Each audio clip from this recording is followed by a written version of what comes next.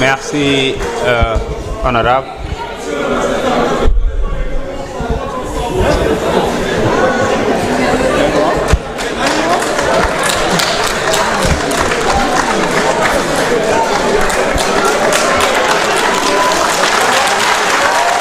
Merci.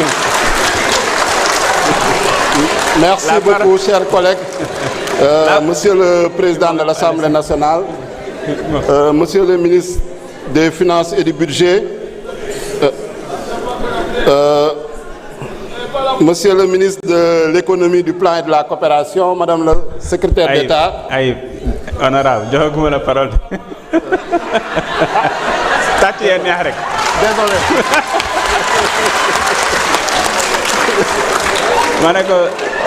Désolé, Président. Tati Moner, honorable Aïb Dafé, vous avez la parole. Merci, Président. Donc, je vais aller directement au but puisque j'ai fait les salutations. Je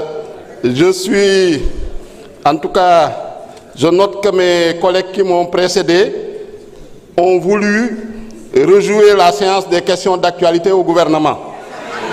Donc, toutes les questions que vous avez posées, elles ont été posées hier et le ministre a répondu. Malheureusement, vous étiez absent, vous avez décidé de vous éclipser, vous avez décidé de fuir. Vous ne devez vous en prendre qu'à vous-même. Au lieu de venir faire de la littérature, j'ai attendu la présidente du groupe parler de dettes contingentes, dettes cachées, rapports cachés.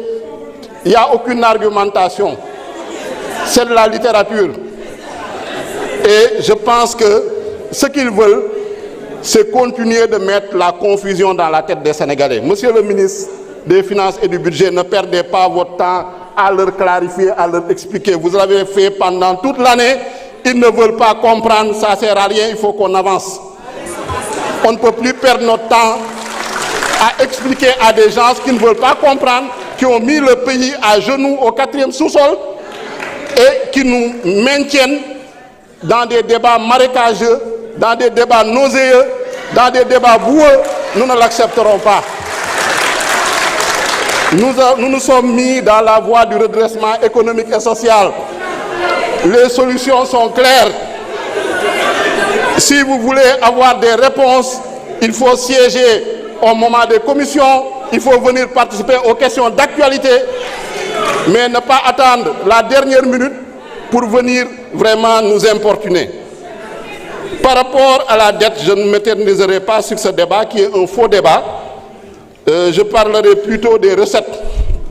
Et Monsieur le ministre des Finances, vous félicitez pour l'augmentation des recettes, 6 188 milliards, avec une hausse de 1174 milliards. Donc, recettes yi ren toll na ci juróomi junni milliards yokku na normalement année 2026 bi di ñëw projet de loi bii ñuy voté dina yokk ci lu toll ci junni ak téeméer ak juróom-ñaar fukk ak ñeent milliards. yaakaar naa ni sénégalais yi loolu nañu war a jar a xam suñu nee recette nag am na ay recettes fiscales gis nañu yéen a ngi góorgóorlu ci recettes fiscales yi.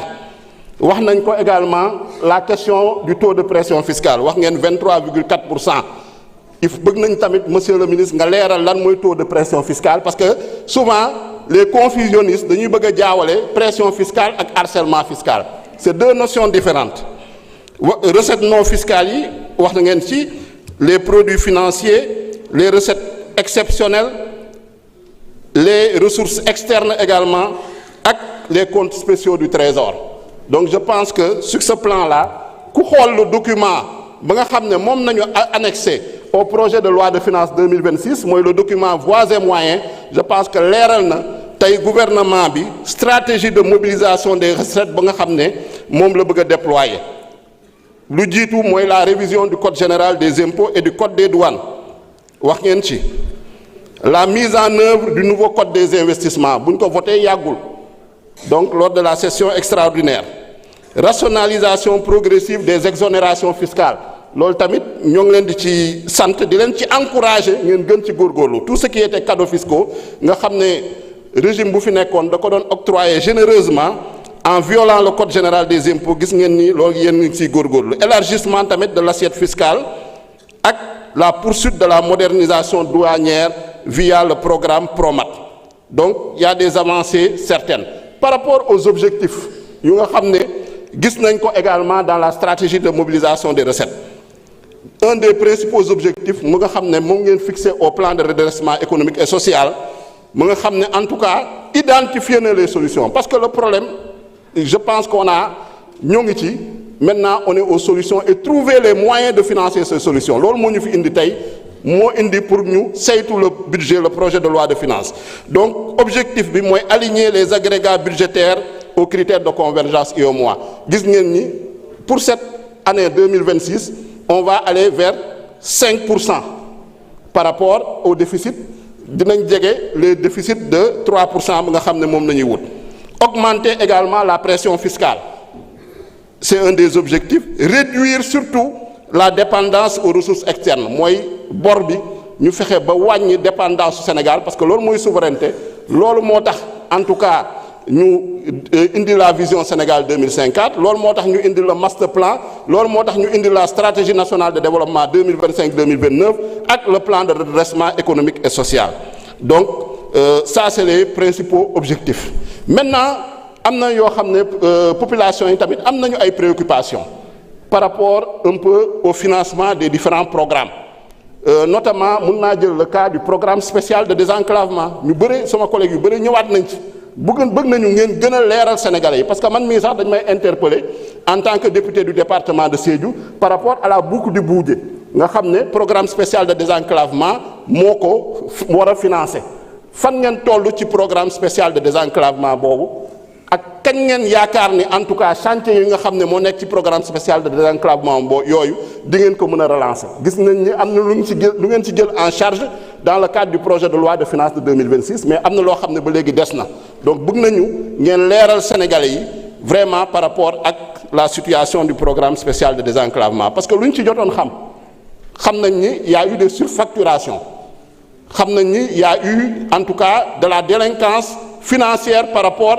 ak la structuration de ces programmes-là mais du teewul am na projet yu nga xam ne axes yu ñu fa identifier effectivement c'est des axes très importants donc comment en tout cas avoir le bon équilibre entre cette recherche de transparence cette reddition des comptes ak satisfaire les besoins économiques et sociaux des Sénégalais donc yaakaar naa ni fa lañ leen di xaaree am na sama benn collègue bu fi yéegoon sànq il posait la question de la loi de règlement de balaa ñu ko fi indi duñ ko fi indi loi de règlement boo xam ne ak les chiffres que vous avez maquillés soo leen gisee loi de règlement tardé chiffres yu ngeen maquillé woon moo tardé loi de règlement boobu ministre des finances vérifiez bien les chiffres balaa ngeen di indi loi de règlement yooyu donc loolu nañ ci bëggoon wax di leen gërëm di leen sant merci beaucoup.